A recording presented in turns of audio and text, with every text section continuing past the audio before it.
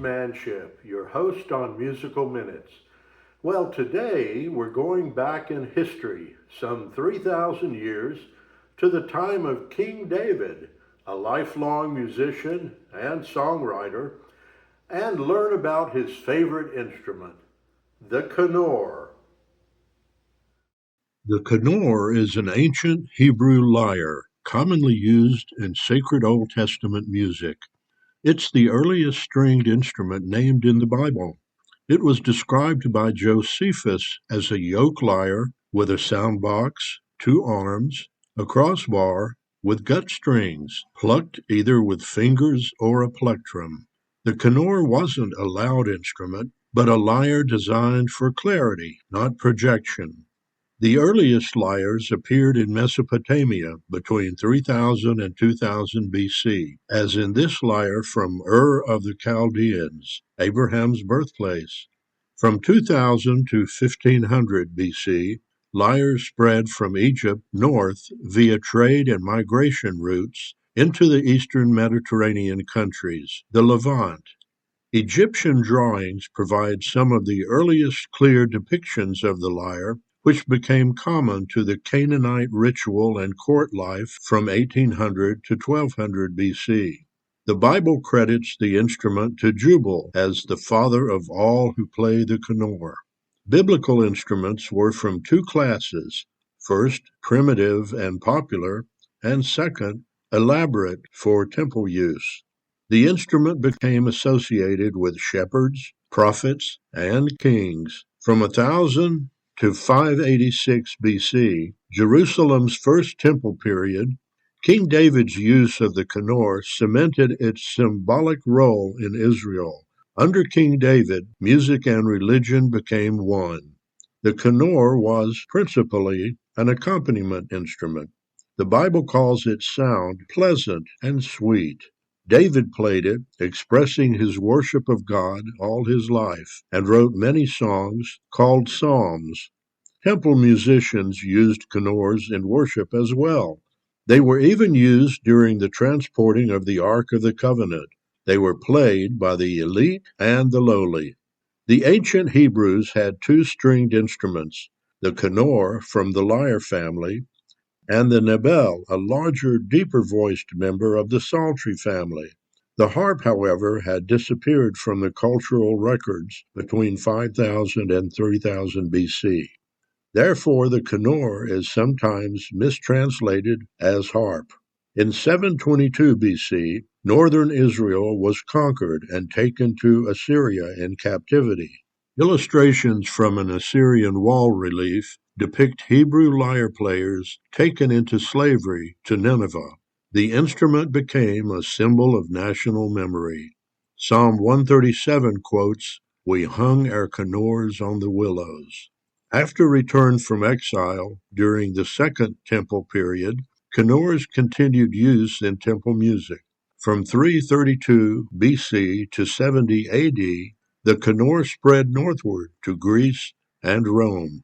One of the few illustrations we have of a probable biblical kinnor as an asymmetrical, elongated form of lyre is depicted on ancient Jewish coins minted at the time of the revolt against the Roman occupation in Israel.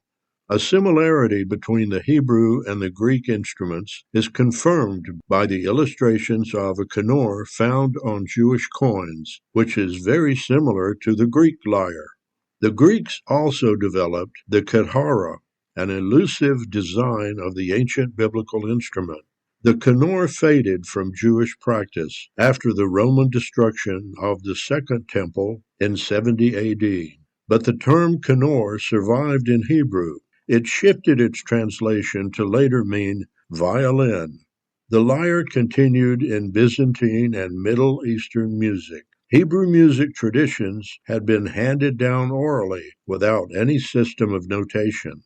So it seems the true appearance of the biblical kinnor, along with other ancient Levite musical traditions, has been lost to history following the destruction of the Temple of Jerusalem by the Romans in 70 AD.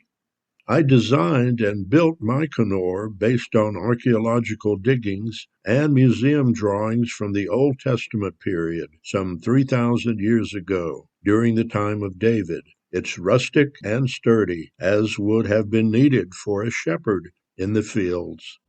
So let's go back 3,000 years to Israel and praise the Lord with Psalm 150.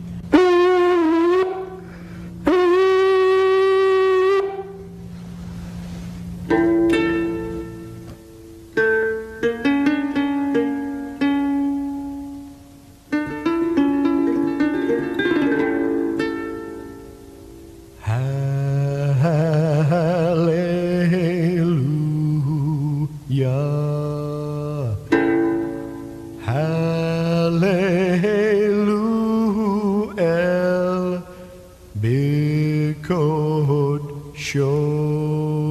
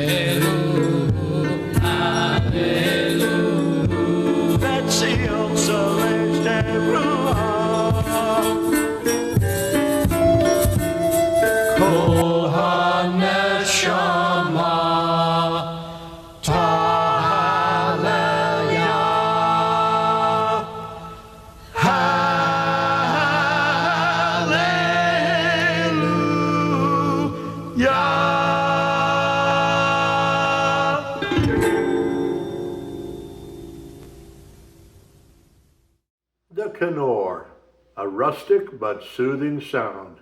I hope you've enjoyed this episode of Musical Minutes and will join me again.